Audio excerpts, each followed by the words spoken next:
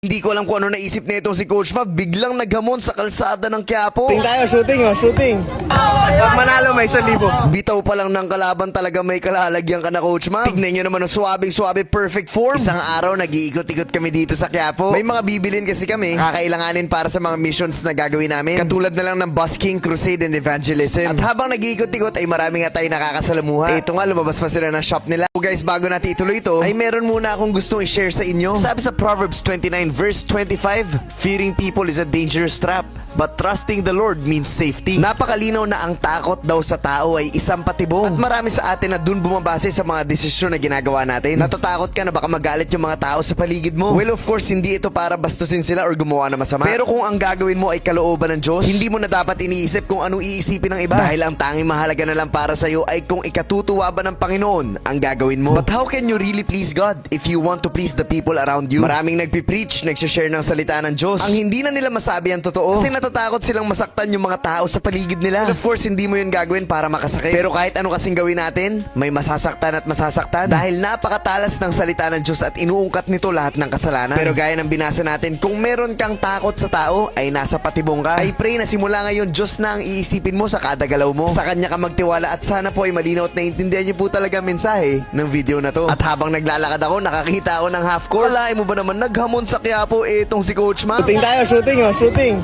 Pag manalo, may 1,000. Dito nga ay nakalaban ko itong si Kuya. Ayan na, pag-warm up eh. Uy, board drink to, shooter to.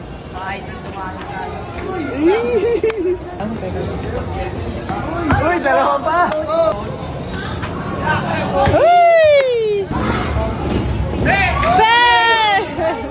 Padamihan kami ng shoot sa loob ng 5 tira at wala nga siyang naipasok. Ngayon, tignan natin yung husay mo, Coach Mav. Naghamon-hamon ka ba? Uy!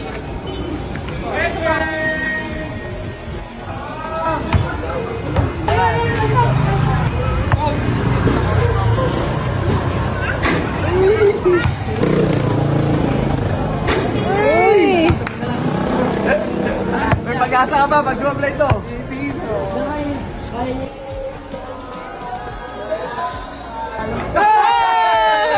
Guys, meron ba kayong makakakilala? Mga sobrang shooter, kahit hindi active sa paglalaro, kahit nagtatrabaho na. Pero alam nyo talagang hindi nagbabago yung kamay? Pakitag naman sa comment section and bibigyan natin ng pagkakataon na makalaban. As in yung sobrang shooter guys ha. Tignan natin kung uubra ako. Tag nyo na sila. May isa pang batang Quiapo na lumaban sa akin. Pero mukhang lugi ako dito. Isipin nyo pinagsama yung basketball tsaka bowling.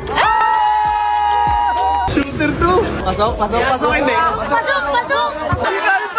Dito nga dinurog si Coach Mav ng batang Quiapo. So ito nga tayo guys, nag-iikot sa Quiapo dahil meron kami mga kailangan bilhin. May binigay na vision ng Panginoon sa amin at yun ay mag-busking at mag-crusade sa mga iba't ibang lugar. Kaya naman bumibili kami ng mga gamit na kakailanganin. O di ba talagang kakaiba kumilos ang Panginoon? Isipin nyo, basketball player buong buhay niya pero ang bibilin pang kantahan. Kaya pag nag-umpisa na to, iikot tayo, dadayo tayo. Pero this time para umawit para sa Panginoon habang ikinakalat ang salita niya sa mga lugar na pupuntahan. Bago po natin ituloy ito ay meron po muna akong gusto i-share sa inyo. Sabi sa 1 Timothy chapter 6 verse 9, ang mga taong naghahangad yumaman ay nahuhulog sa tukso sa isang bitag ng mapanira at walang kabuluhang mga hangarin na nagdadala sa kanila sa kapahamakan. Ang tanong, masama bang yumaman? Ang sagot, hindi. Pero pag hinangad mo na maging mayaman, may pagnanais ka na, may pagnanasa ka na. Doon na nagiging delikado magiging desisyon mo sa buhay. May mga taong hindi naman hinahangad na yumaman, pero yung mayaman, hindi sila nagmamadali. Yun ang tipo ng pagyaman na ipinagkaloob ng Panginoon na hindi ka naman nagmadali, pero nagugulat ka, nakakaipon ka. So yung proseso ng pagyaman na yon ay hindi dahil pinilit mo, kundi unti-unting ipinagkaloob sa'yo. Pero pag naghahangad ka yumaman, mapapansin mo na pinipilit mo masyado ang mga bagay-bagay. At dahil doon nagiging mali ang mga desisyon mo sa buhay. Yumaman ka nga, sira naman ang relationship mo. Yumaman ka nga, nagkasakit ka naman. Pero ang pagyaman na nakapaloob sa kalooban ng Diyos, I'm telling you, smooth,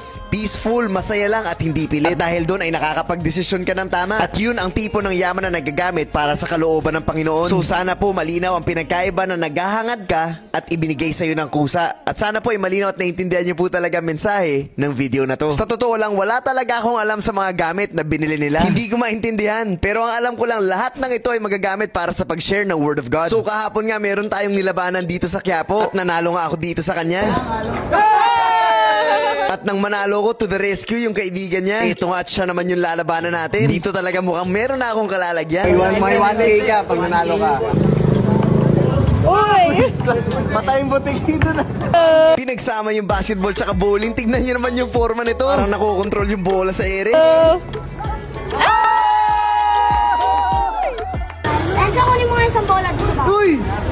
Shooter to! Oh!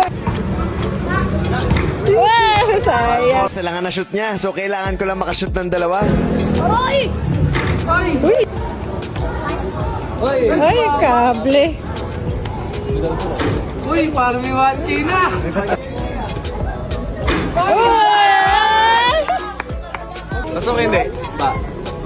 Pasok hindi? Pasok! Pasok! Pasok! Yan! Pasok! Yan na! Yan!